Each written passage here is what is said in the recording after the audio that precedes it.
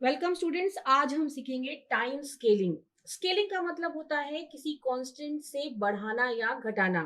तो time scaling का मतलब होता है जब आप टाइम को एक कांस्टेंट से बढ़ाते या घटाते हैं।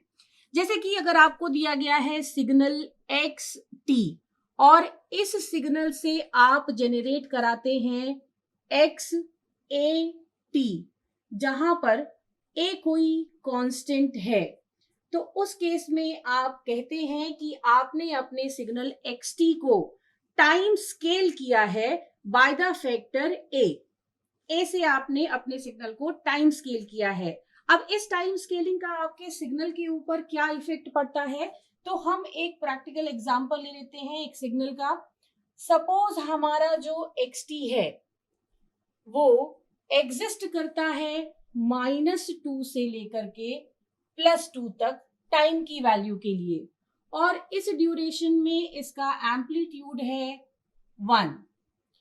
अब अगर आप इस xt से जनरेट कराना चाहते हैं x2t, यानी कि आप अपने सिग्नल को टाइम स्केल करना चाहते हो बाय द फैक्टर 2, तो उस केस में नया सिग्नल कैसा बनेगा?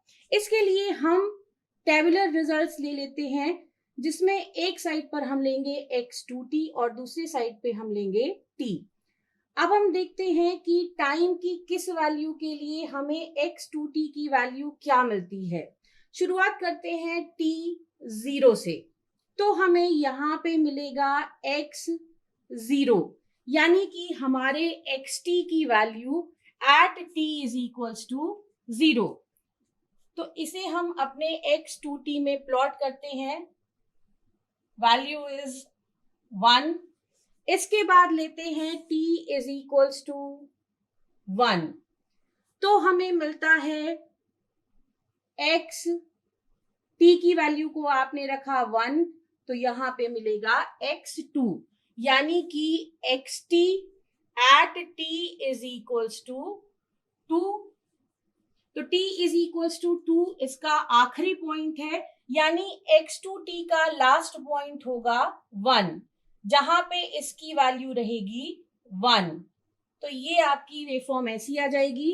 अब नेगेटिव साइड पे जब हम चलेंगे, हम t की वैल्यू को लेते हैं -1, तो हमें यहां पर मिलेगा x ऑफ -2, यानी x2t में जब t की वैल्यू होगी -1, तो वो वैल्यू xt के उस वैल्यू के बराबर होगी जो ये t इज इक्वल्स टू -2 पर दे रहा है, यानी ये आपके सिग्नल का एंड पॉइंट भी होगा।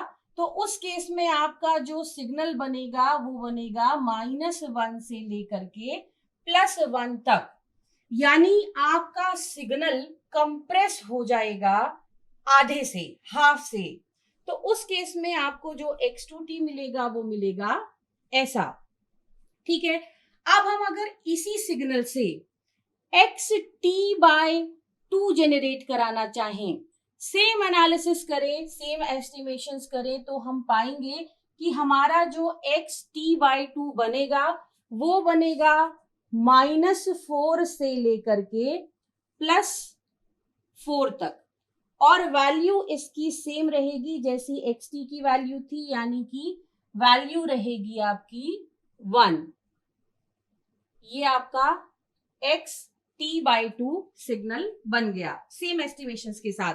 तो अब आप देख सकते हैं कि अगर हम xt से x2t बनाएं, तो हमारा xt सिग्नल आधा से कंप्रेस हो जाता है, और वहीं पर अगर हम xt/2 बनाएं तो हमारा सिग्नल 2 से एक्सपैंड हो जाता है।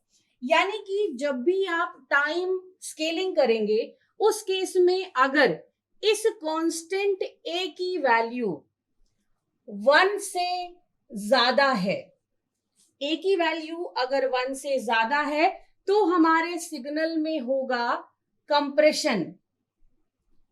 वहीं पर अगर इस a की वैल्यू 1 से कम है, 1 से कम है यानी 1/2 है, 1/3 है, ऐसी कोई वैल्यू है, तो अगर a की वैल्यू 1 से कम है तो हमारे सिग्नल में होगा एक्सपेंशन।